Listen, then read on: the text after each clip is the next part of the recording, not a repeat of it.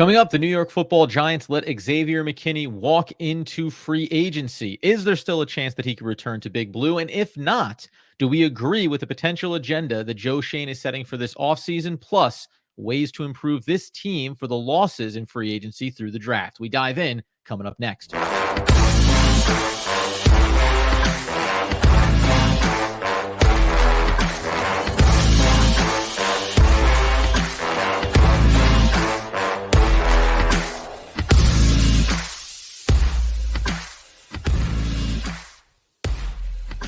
Yes, my friends. It's OGP, the One Giant Podcast, where you know that we are your hosts. Over here, Adam Armrecht. Over there, Andrew Makowitz. We both are healthy, wealthy, and wise, and looking to the free agency period here that's fastly approaching as the official new league year starts on the 13th. Still some time, Andy, for what was the surprising of the two, Saquon Barkley and Xavier McKinney. Decisions from Joe Schoen to let them both walk. Obviously, the Barkley one seemed obvious and seemed like it was going to happen, and maybe he'll come back if the market is low enough. Xavier McKinney-wise, good faith, quote-unquote, gesture from the Giants to let him test the waters. Where do you stand on what was certainly the more shocking of the two? Yeah, I mean, Xavier McKinney is definitely the more interesting one. I think everyone is kind of has Saquon Barkley negotiation fatigue. It's like, okay, fine. You think you're worth something? Go out and find it and come back to us and just let us know what it is. If you want to be here and we want you at that number, we'll match it and we'll all be happy.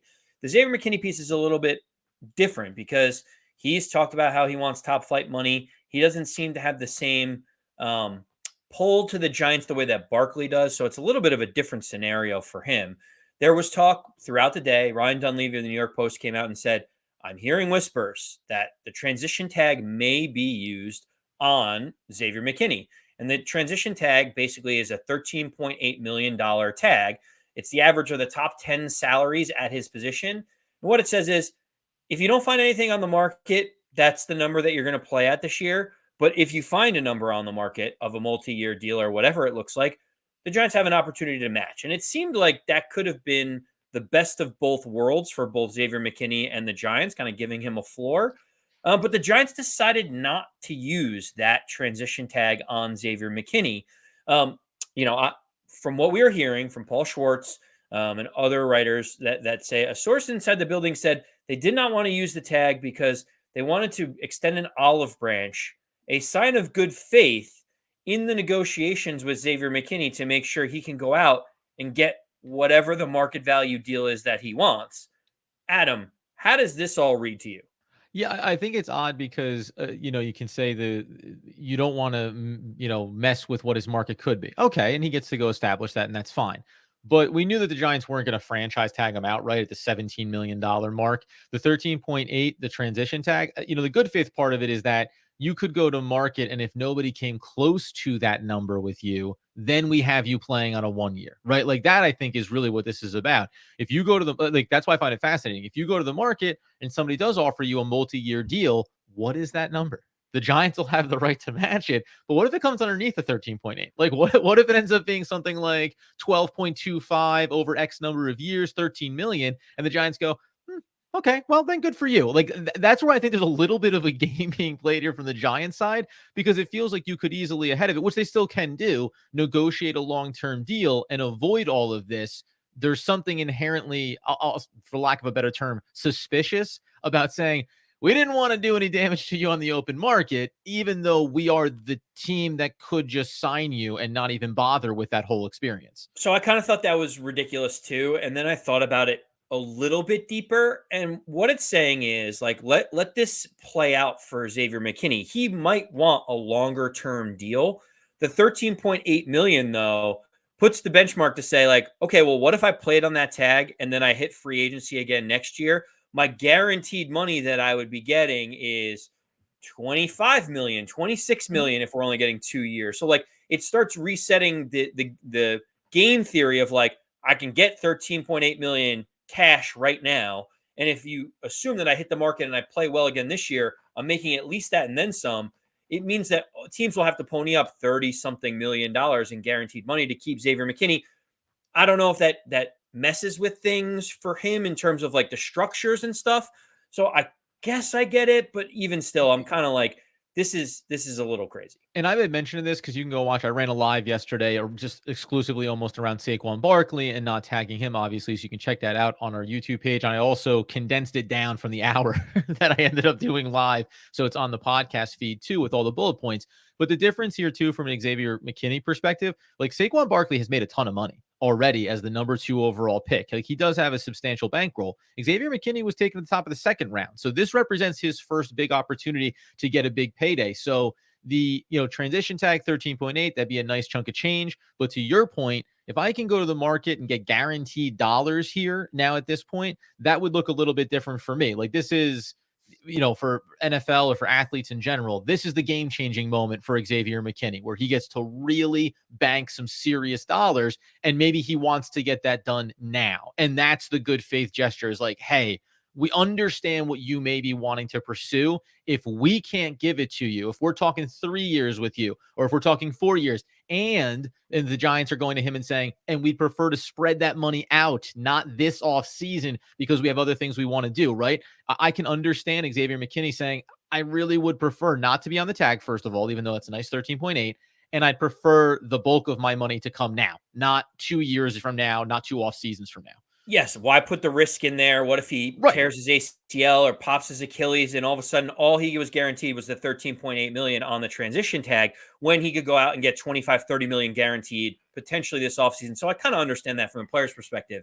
The other interesting note of why the transition tag was not being applied was interesting is the New England Patriots were in a somewhat similar situation with their free agent to be safety, Kyle Duggar, and they decided to use the transition tag. It's only been used 5 times so far, and it seems like it's a very unique case or circumstance in which it does get used. But when you kind of peel back the onion on the Patriots, it makes sense considering they have, I don't know, checks notes, $100 million of cap space. And so they can afford to put 13.8 million against their ledger to keep these players in-house and think about what a long-term solution could be.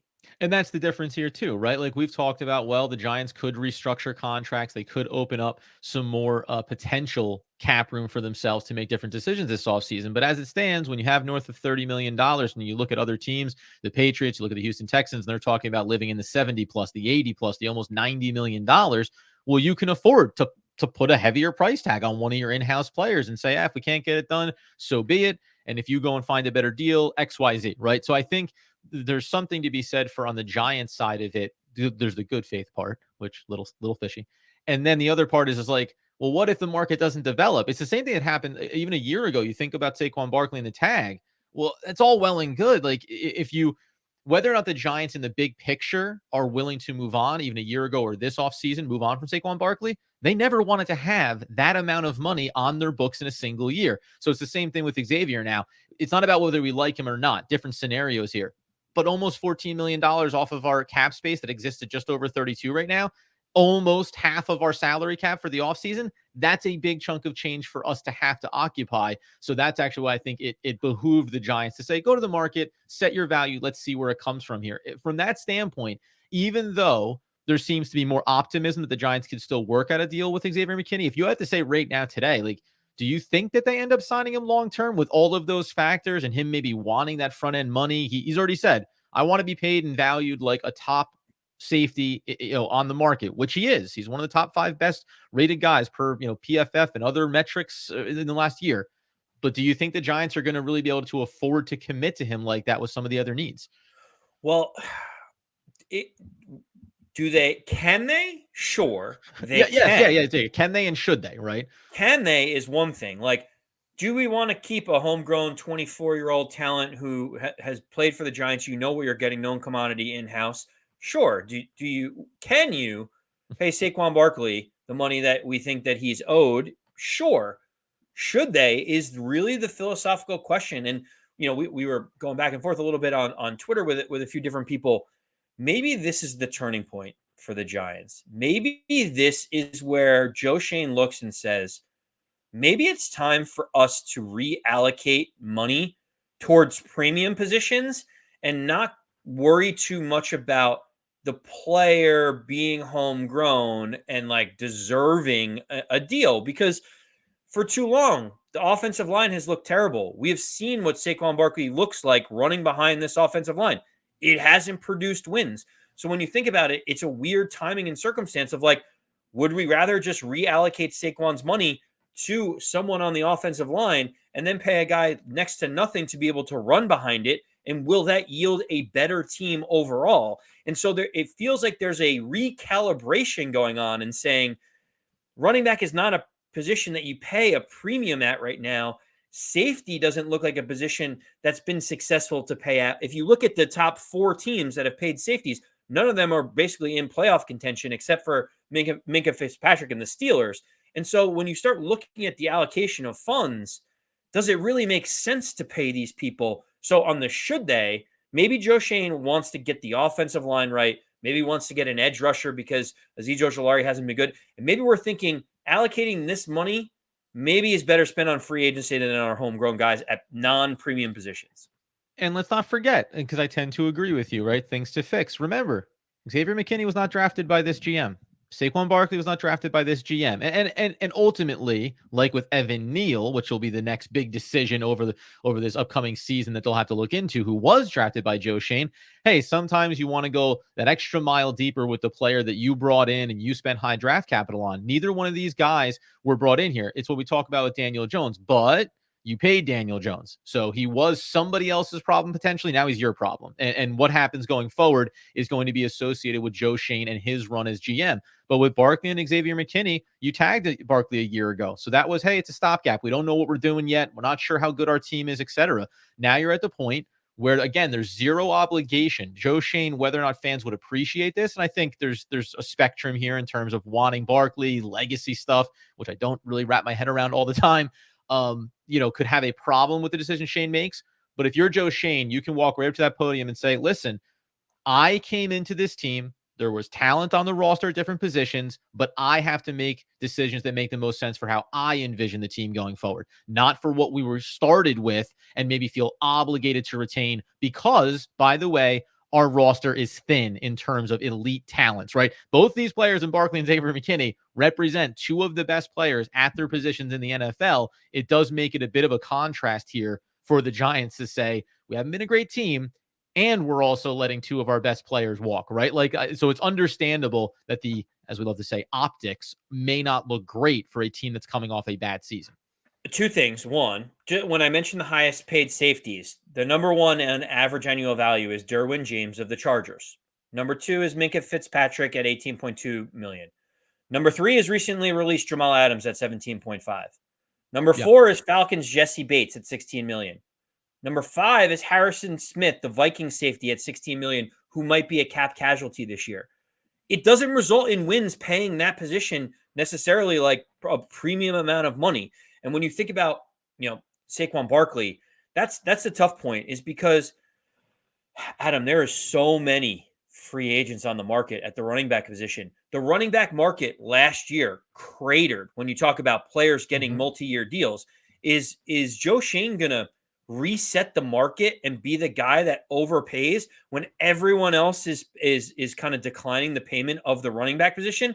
Then all of a sudden you're paying Saquon Barkley $12 million, and guys that are coming out on the free agent market are making $2, $3, $4, $5 million and giving you 85% of the production. Joe Schoen doesn't want to be the guy to pay the long-term deal and then look back in 12 months and say, why are we hamstrung by this contract? Maybe like another contract that we have on the roster right now. Of course, man. So that'll be interesting to see what plays out specifically with an Xavier McKinney, and if they end up hearing more about negotiations as we work our way towards the 13th in the new league year starting. My sense, I'll be curious. I'll put it this way, because you also see safeties being allowed to walk into free agency here outside of maybe the Patriots. So the market, maybe like running backs, like there's going to be guys out there. So where does Xavier McKinney fall into that hierarchy? Before we take our attention, over to the tagged room around the league, some key players that are not satisfied who did receive the tag, and maybe what it means for the New York Football Giants on the open market. We'll let you know today's episode is brought to you by Personam.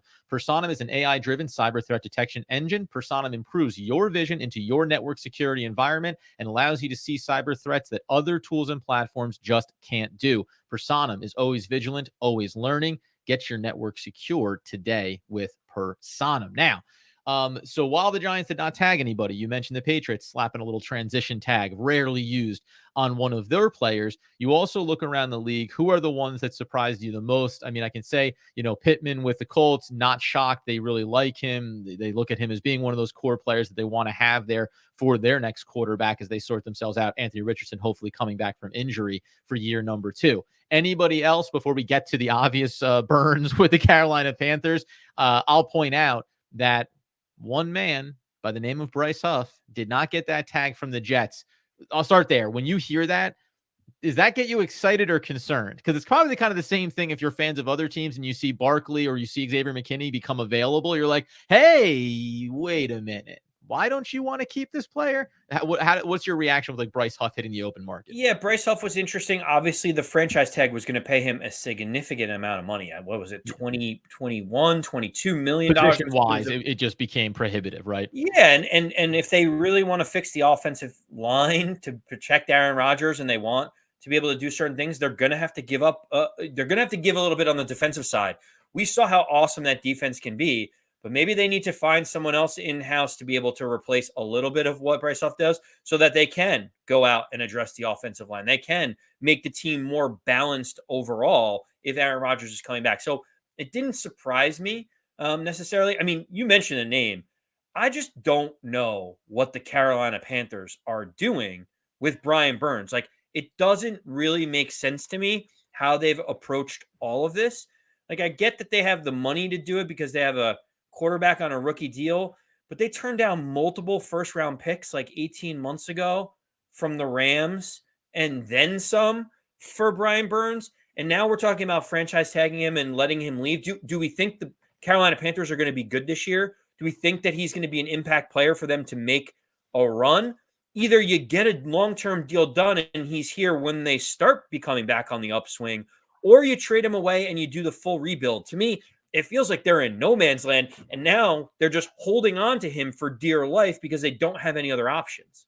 Yeah, I wonder if what happens with him is something like they come to terms on a contract and there's kind of a backdoor understanding. Listen, it's all going to line up here. And when the deadline comes, we'll start fielding those offers and maybe we'll finally move you. Obvious risk there for them, injuries and otherwise, right? And you have a quality player. I mean, Carolina, whether Giants fans want to acknowledge it or not, we're not too dissimilar of teams, right? A lot of question marks at a lot of key positions, some talent on the roster, but what is the talent worth if in totality your team is not capable of maybe going out and winning more football games than not? Anybody else jump out to you here as I scrolled through these? They did get the franchise tag there on Jalen Johnson, making that official with Chicago. Allen obviously as well. Jaguars want to get that long-term deal done with him. So they're trying to sort that out before the league year maybe starts. There's certain players that it feels like you're in foregone conclusion territory that they're not going to go anywhere. They're going to get the deal done.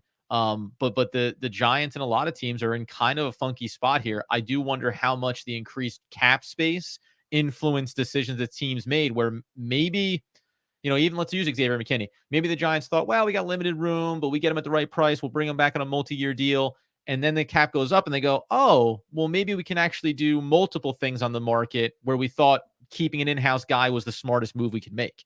Yeah, I mean, listen, the Jacksonville Jaguars had to let Calvin Ridley go because they tagged Josh Allen. So like And that that's the other wasn't a side of it too, surprise. right?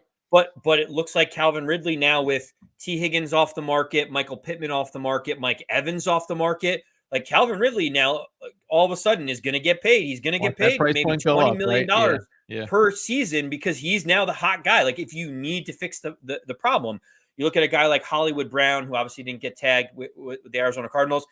His stock starts moving up because when you look at the free agent market, like those are the two guys you look around, then all of a sudden you're getting into like the Tyler Boyds and some of the other like third options on teams, and you're going to pay them $10 million. So for me, it's interesting.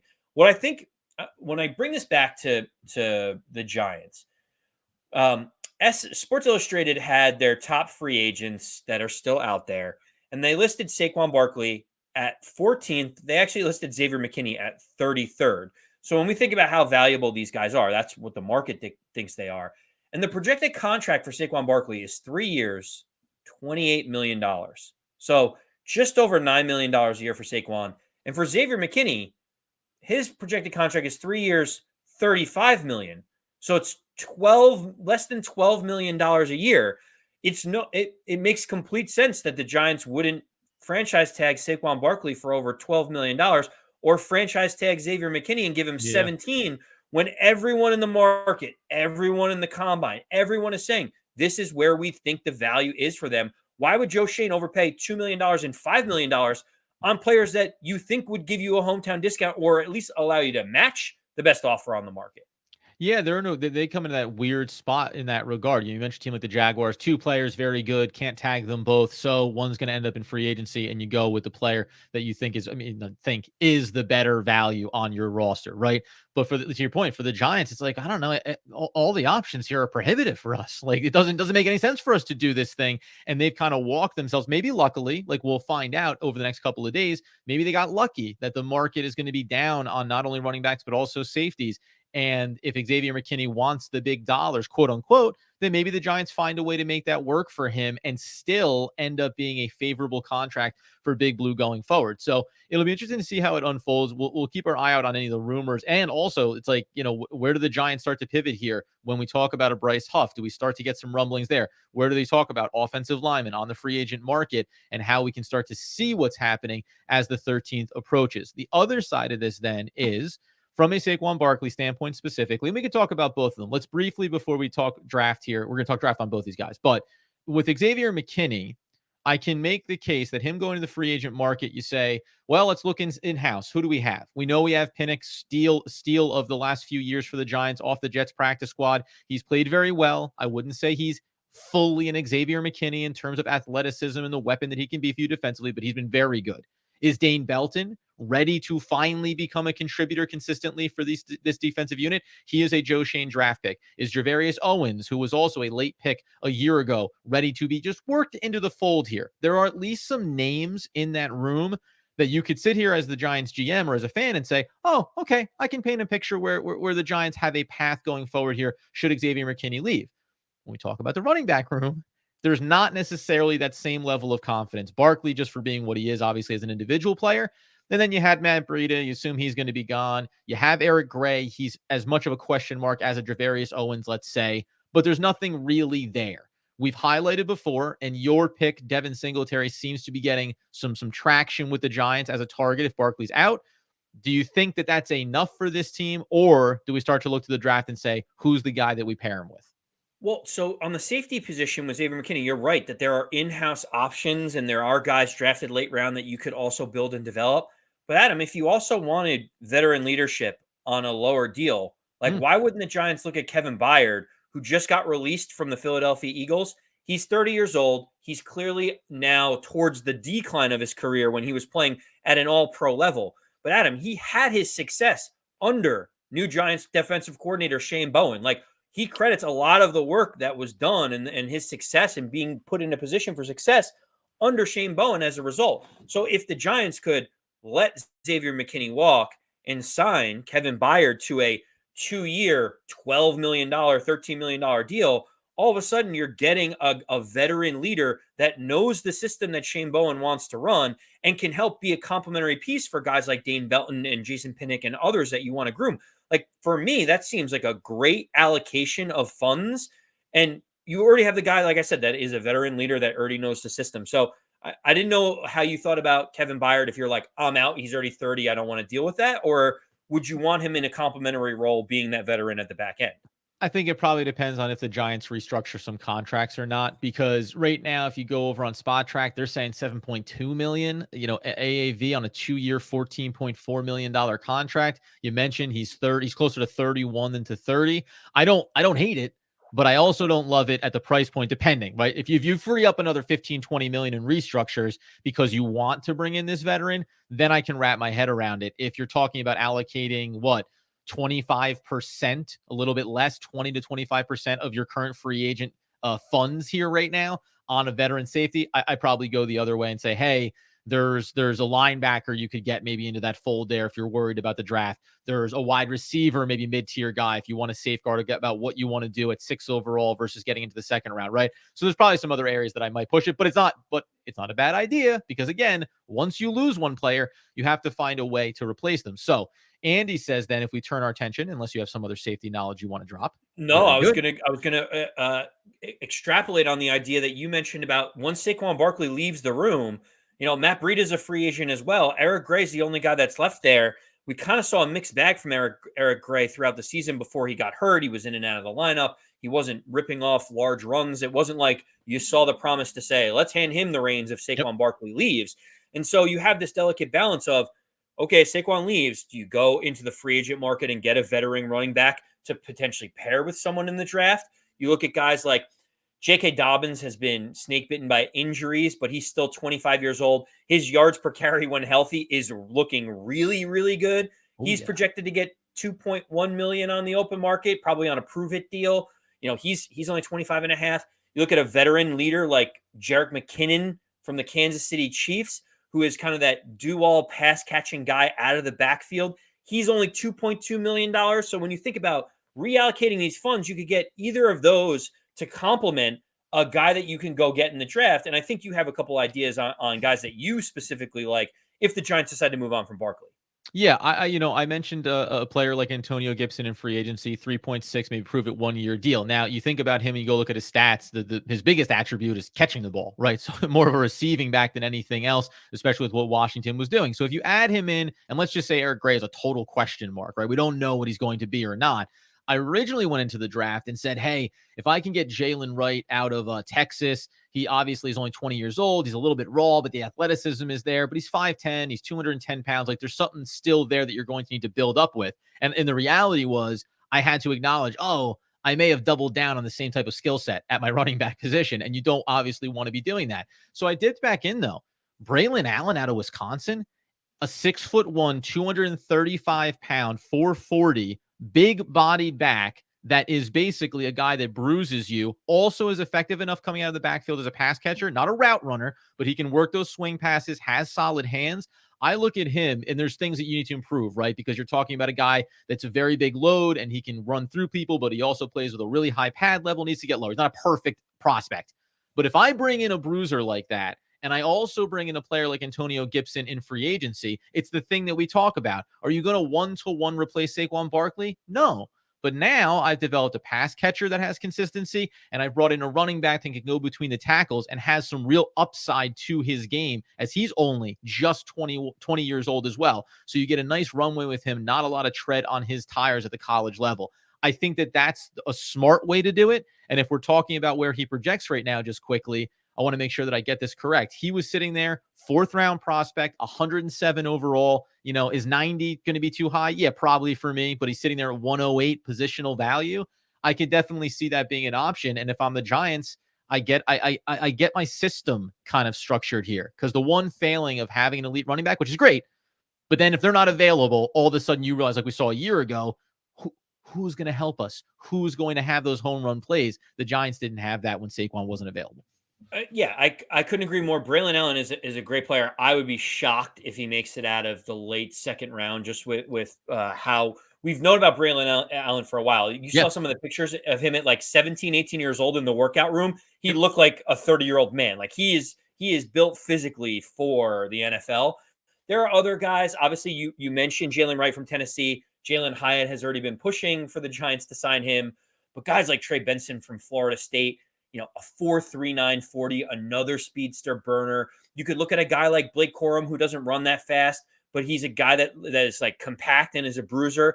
Ultimately, Adam, the idea is you can be able to get a guy on the open market for $2 to $3 million potentially as a veteran leader, draft one of these running backs anywhere between the 2nd and the 4th round, and build out your running back room and not be tied into a $10 to $12 million annual salary at the running back position, and probably get 80 to 85% of the production. And I honestly think that's really where Joe Schoen's mind is sitting right now. And if you think about the fact you need that money for signing your draft picks, et cetera, right? 10 million, let's just call it 10 million for Saquon versus 5 million for building your running back room. You're already halfway home on paying for your draft class as well. So all things that we need to consider. We'll keep coming back in, keep updating everything that's going on with Big Blue. Obviously, you get us on YouTube at One Giant Podcast, at One Giant Podcast on Twitter, at AndyMac214, and at Adam Armbrecht. We'll keep breaking down all the latest news heading towards the new league year, on the 13th. Until next time, though, as Andrew Makowitz would want, need, and demand the people know. As always, let's go Big Blue.